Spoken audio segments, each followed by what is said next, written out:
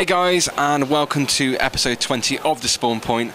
I am joined with Andy to my left and Matt to my right, and we have got here and we're all doing this together for the first time. Yeah, in person for the first time. And I think that's the first time we haven't screwed up the intro in all of the episodes. I actually think it is. maybe we should do this more in the future. We should just get together and just go on a train and just meet up somewhere randomly. Maybe not Earl's Court, that's probably a long distance to go. We could just meet up down a little, you know, bridle path or something. So you're going to say a back alley. But, it's not a back alley. Moving on, I think we should discuss EGX. So when we first got here, we had a bit of a predicament. I had a 11 AM one for the Thursday, and you guys had early entry, and you tried out Battlefield Hardline.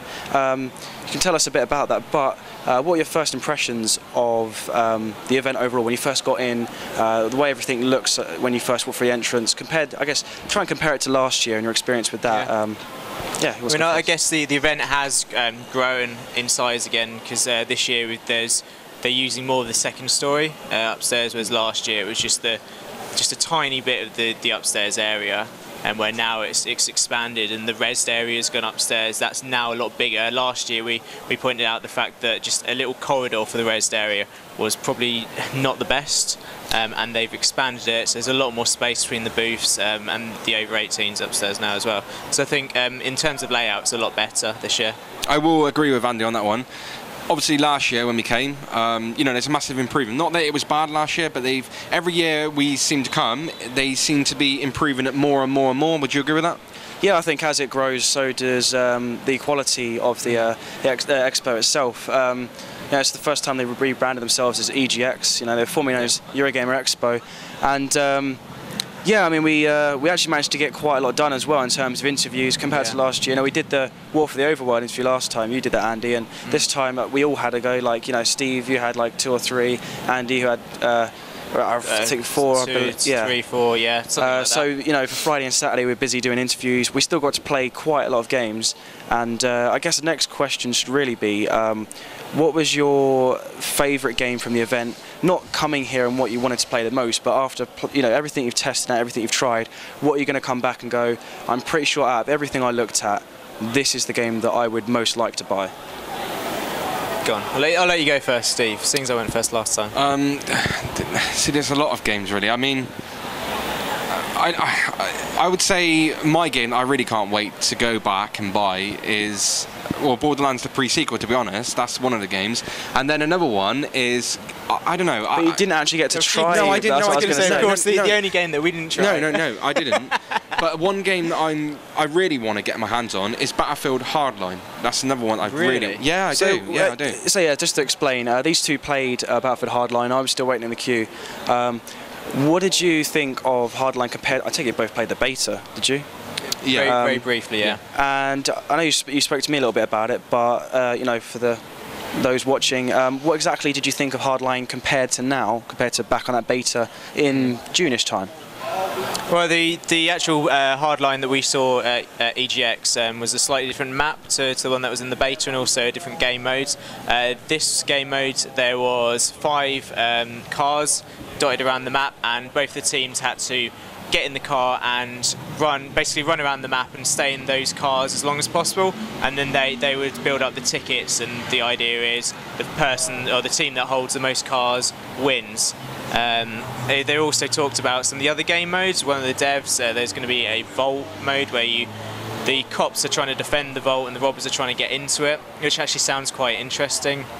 And there's also a hostage rescue, which could hark back to something like Counter-Strike. I kind of like that, what the game mode that they've got there, the hostage one.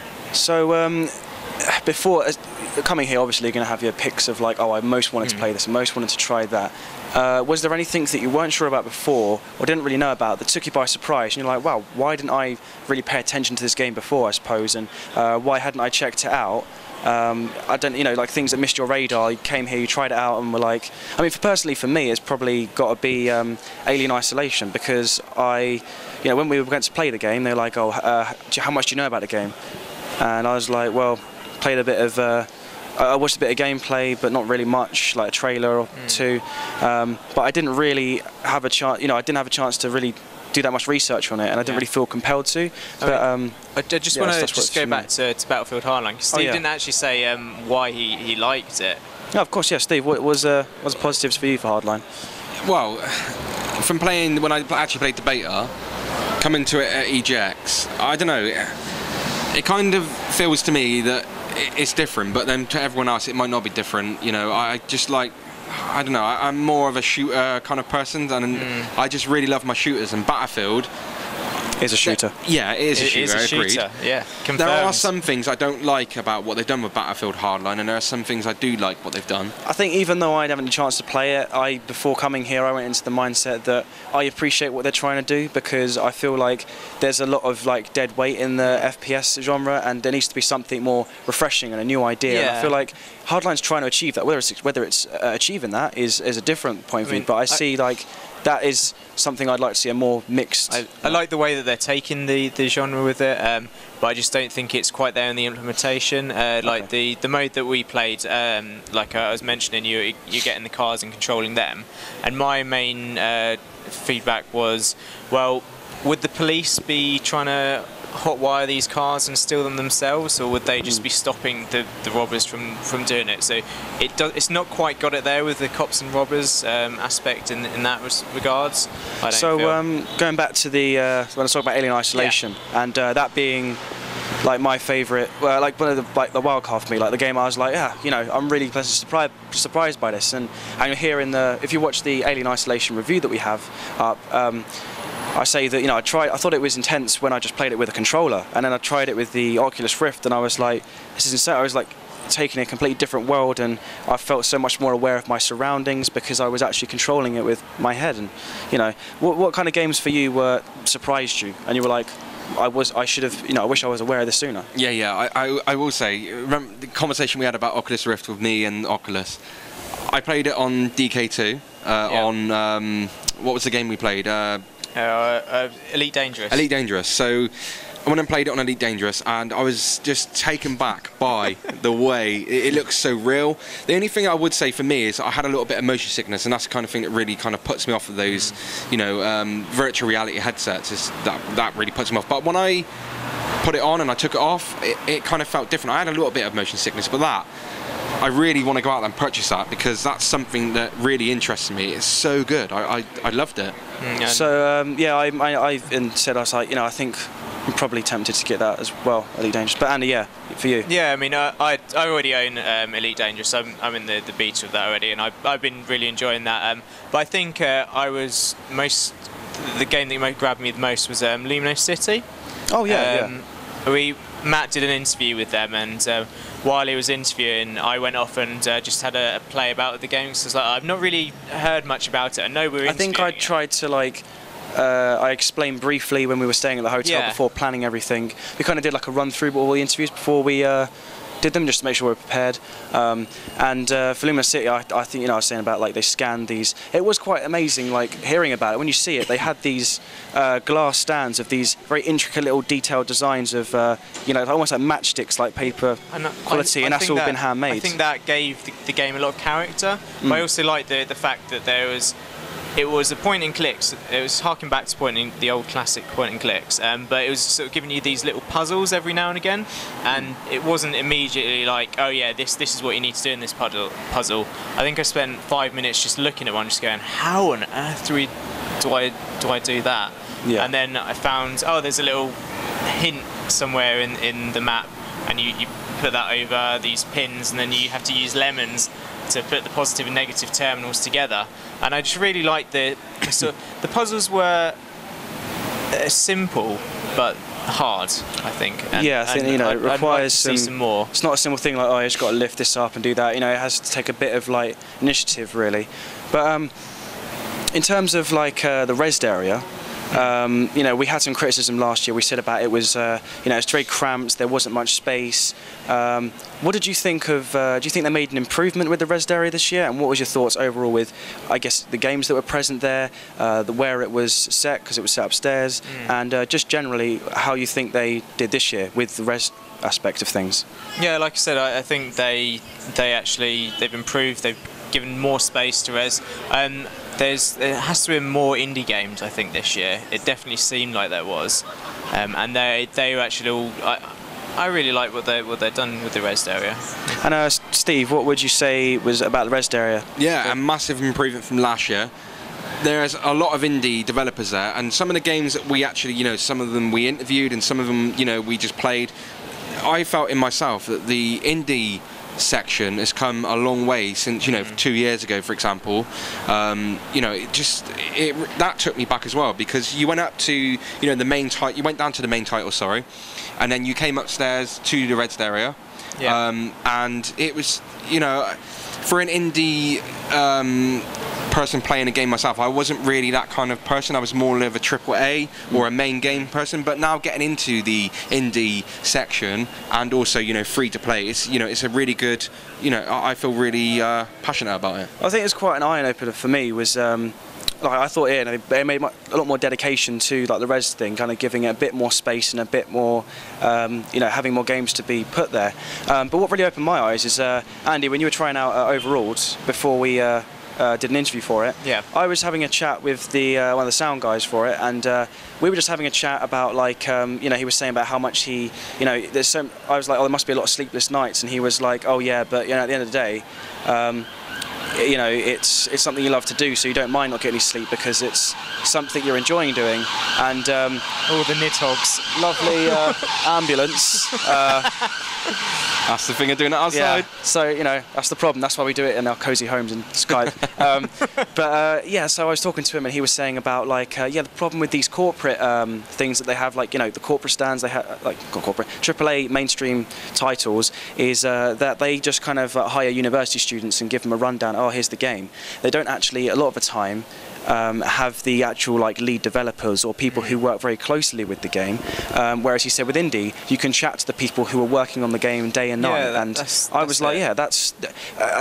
interviews that the interviews we did were predominantly indie-based stuff, and they were very enjoyable because you could just tell how passionate these guys were about their games. You asked them a question, and they weren't just sitting there reading a script yes, this is the general PR dialogue. We are very excited to release this brand new experience. It wasn't like that. They were just they weren't afraid to kind of say certain things, and they just kind of said it how it is and what they really felt. And I know, especially when he did with the Escapists. God, that got away from me. It was just the one guy, Chris, that was on the team, and you were giving him some constructive feedback, and he was like, yeah, and it was awesome because if you come to these events and you ask him questions, you can find out stuff that you can't normally on Steam. He told me when the next update is going to be. He told me what stuff to expect. He said how frequent the updates were. All stuff I couldn't look up on Steam because it's never, official. But they're willing to tell you that because they care about the game and they want you to care too. But moving on from that, we've just said a lot of positive things, and we thought it was a great improvement. But do you have any criticisms for this year? I can think of a few. Steve, do you have any? I don't really want it to move anywhere, but I think they should move it to a different location, and the reason why that is because EGX is getting a lot bigger now. I kind of feel that they need a bigger venue to hold more things, and also to fill more people. I think that's one of my things. It needs to be updated a little bit. I think there is still quite a fair amount of space that they can expand to in Earls Court, but of course the other issue is it might not be here next year. So there is also the Save Earls Court campaign that's going on. And I mean, I'd love to Earls Court to stay, but I do think eventually EGX is going to have to move home, to somewhere else, because it is growing. When I went in 2010, I think it was, there was around 25,000 people. Last year there was 70,000. I'm pretty sure there's more than that this year. So is there not as many criticisms this year for both of you? I mean, no, that's all I can really think of. The one thing I would have to say is this year I found that we weren't really given any sort of the map. We had to go and find one of those, and although they did send out emails saying, hey, there's a PDF online, if you forget to download that or you don't have access to it, it was quite hard to get a physical copy of the map unless you knew where to go to get them. And also the magazines, they cost £3 this year, whereas there was a bit of a weird thing where they were £3, next minute they were free. Yeah, it was a very odd kind of inconsistency. The first couple of days they were £3, and then today I got given one free, and I was like, well, hang on a second. Yeah, and then they were saying to me as well, like, oh, do you want a free thing? I was like, hang on, it's just £3 on the front. Like, I think that may have been like that promotion thing they were doing was to raise money in case Earl's Court needs to be relocated to a different location. Maybe. So maybe that was why they did that. But lovely bit of construction work. I have a few kind of criticisms. There's two things I can think of. The first thing being that when we were in the queues a lot of the time, some of them did have it where they said 90 minutes, whatever. Yeah. But there were some games, I don't think games that did have them, they weren't frequent enough, these updates, and sometimes you kind of had to stand around until you caught the eye of somebody who was a staff like running that booth and go, oh, I'm just wondering how long it's going to be. And some of the games had a very small amount of stations. Like Andy was queuing 2 hours for Evolve while we were doing the Project Cars interview at the press area. And speaking of the press area, my other thing is me and Steve, I got to tell you, it was an eventful Saturday morning, but we were kind of running around like headless chickens trying to find the Namco booth in the press area. Oh, yeah. And we went to the organisers' organiser's office, and they said, oh, it should be somewhere here, and she had to look, and it had like P1 thing, P1, P2, like for the different press rooms. That wasn't mentioned on the show floor, each individual rooms, and it also, even on their thing, it didn't say whose room that was, it just had a number. So she had to run over, get a number, look up on her computer, and we were running like 5 minutes late for the interview, so we were like, it was a good job he wasn't there, because we were like, oh god, like we just want to get there. So I think that I just would like a bit more focus on the press stuff. They are improving each year with that. But yeah, I mean the one thing that we found difficult was because we had the interviews and because we have to queue up. We got to the front of Call of Duty. We managed to play just over a game, and then we're like, oh, we need to go to another interview. That was a shame. And had to leave. I didn't get to really experience the game a lot. Like we were going to do, we really wanted to do like a review of what we thought of Advanced Warfare, but to be honest with you, that won't be going, because we didn't do it because we didn't feel it was fair on you guys to kind of tell you like what we thought when we've only really played one match which lasted 5 minutes or something, 5 minutes, yeah. and that's not enough to base an opinion. Like especially if we have bad things to say, it's like we don't really give the game a chance otherwise. Especially like you were saying, you didn't use all of the skill sets that Advanced Warfare was sort of selling as the next Call of Duty selling point.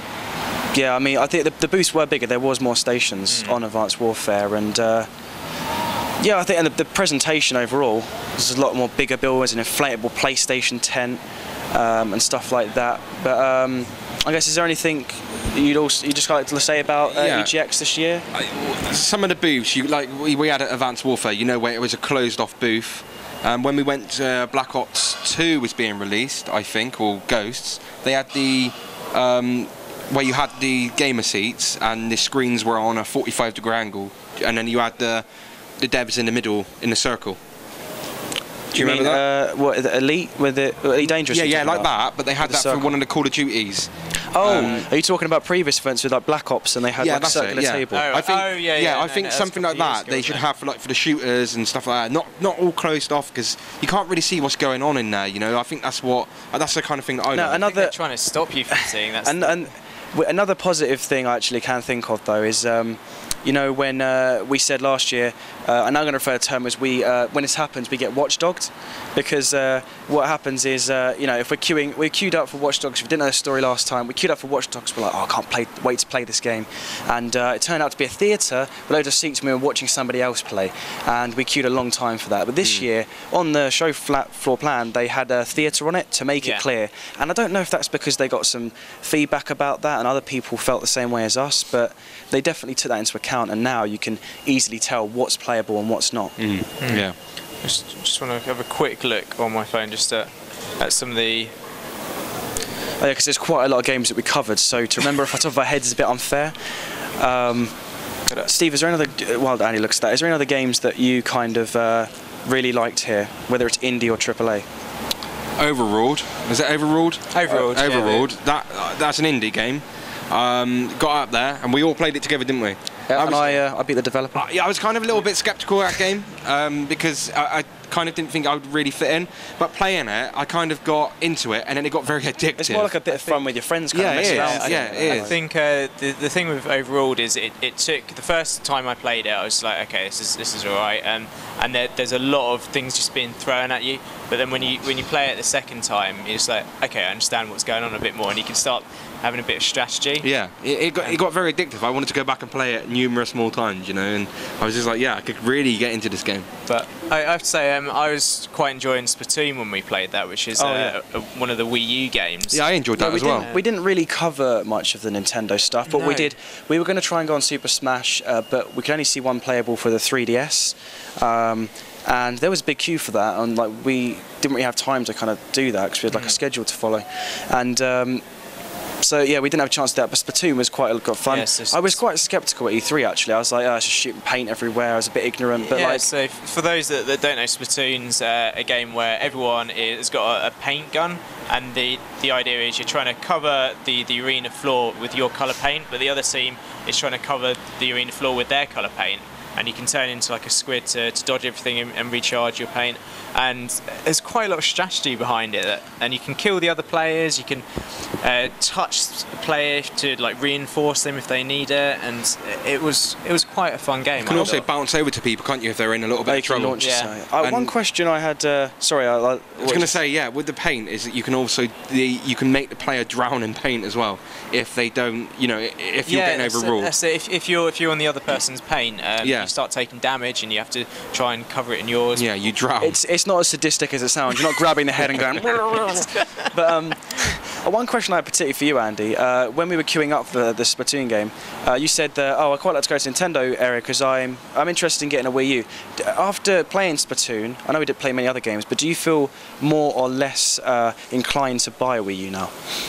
I'm definitely like more inclined. There's a lot of things on the Wii U that I'm looking at now and just going, that actually looks quite fun. Whereas, like I've said many times before, I've got my PlayStation paperweight that's just in my room, and I could actually see me getting the Wii U out and playing some of the games with it.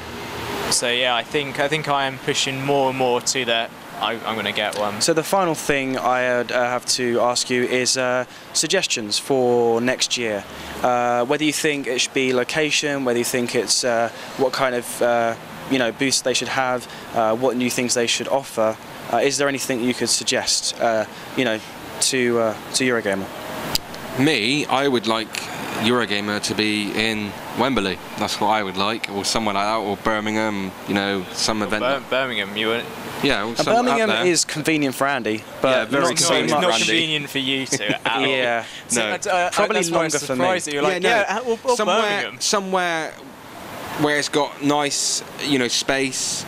There's good. When you finish EGX and you want to have a little bit of nightlife or something to, to enjoy. Also, for me, it's another one for the indie developers. I just would like to see a lot more. I know it's only if the indie developers do apply, but I think over the next few years, if there's a lot more indie developers that have got the games out there, I think that's another one for me that I'm really passionate about. That now is indie, as I wasn't before. Andy, have you got any more suggestions for for the future, for next year, even? I'm just trying to think. Come back to me. You give yours first. And then my main one is, like I said before about the press stuff. It's just kind of more of a focus on press area. I think it should be right in the fact that press should kind of get a little bit of a head start from like early bird people, just because they're going to want to have less queues and stuff because they're covering the game and they're giving it more exposure. So while other people won't be playing the game, you're covering the game so that more eyes can see it. Right? No, not just the people who are at the event, but so that more eyes can see it. And I feel like there should be a bit more. It should be treated just with the early bird people. With the other ticket goers. I think there should be, like they even had like a press ticket thing only, like barrier thing, and it wasn't used. So maybe they changed their mind last minute. But I just would like to see more of a focus every year on press, and that's happening. And if that's the case, that's great, I have one more thing that I actually wanted to add, is that I find it a little bit funny is that there's loads of people that can get press passes, but are not actually press. I just find that really kind of intriguing. I mean, they do have to go through the application process, so I guess that some of the guys do get press passes and maybe don't actually use them to the advantage of it. Like we hardly use the press area at all. Only if you get some of the bigger devs that they take into if you watch the Project Cars interview that Steve did with Annie Chu, the creative director. That was in the press area, in the Namco booth that they had. But other than that, we didn't really use it apart from some of the bits for the beginning of our event overview, introduction video. And it didn't really use it all that much.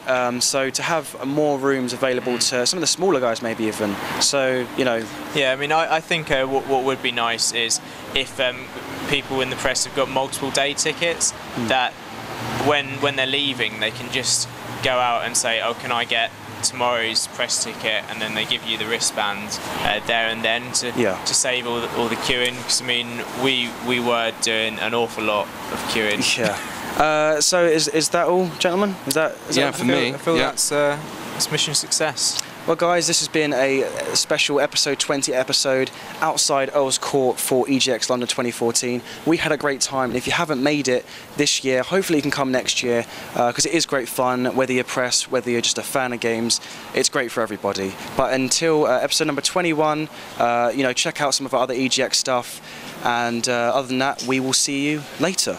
Goodbye. Goodbye.